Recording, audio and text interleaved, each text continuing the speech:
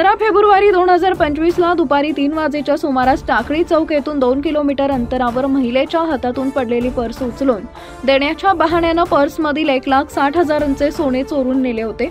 या प्रकरणी करमाळा पोलीस ठाण्यात गुन्हा दाखल करण्यात आला होता।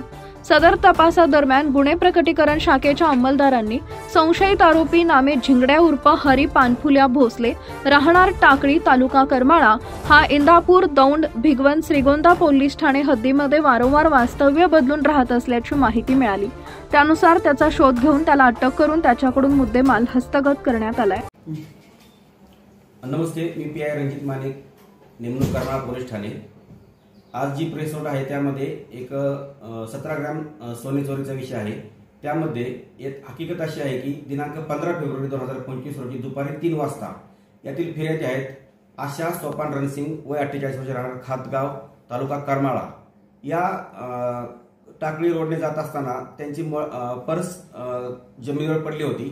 त्यावेळी तेथील एक इसम जो मोटरसायकलवर आला होता त्याचं नाव आहे, त्याचं मोटरसायकलचा क्रमांक आहे MH42BM 6510।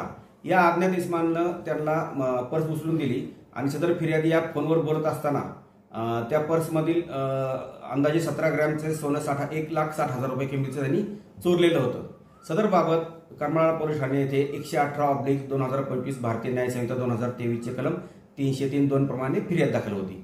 सदरच्या अनुषंगानं गेली 4 ते 6 महिने हा आरोपी फरार होता। मधल्या काळामध्ये सदर बाबत आम्ही पथकं तयार केली होती आणि सदर मोटरसायकल कोण वापरत होते याची माहिती काढली असता सदरची मोटरसायकल हा झिंगड्या उर्फ हरी पानफुल्या भोसले राहणार टाकळी तालुका करमाळा जिल्हा सोलापूर हा इसम सदरची मोटरसायकल घेऊन आणि त्या चोरीत त्यांनी चोरी केलेली तपासामध्ये निष्पन्न झाला होता।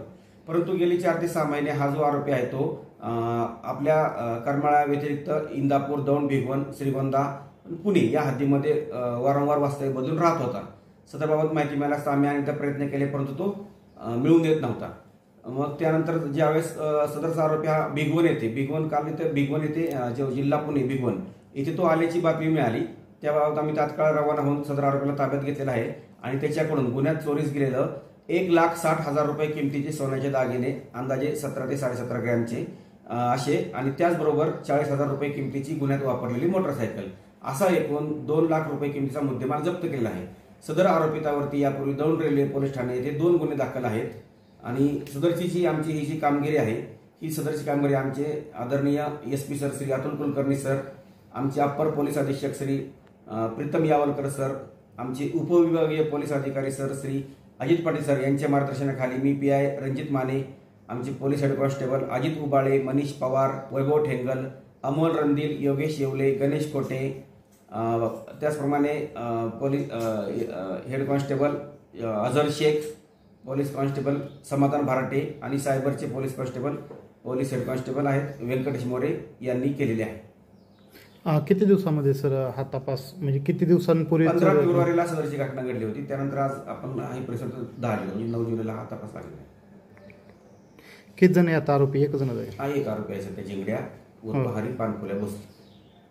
चॅनल सबस्क्राइब करा, बेल आयकॉनचे बटन दाबा, सोबत शेअर करायला विसरू नका।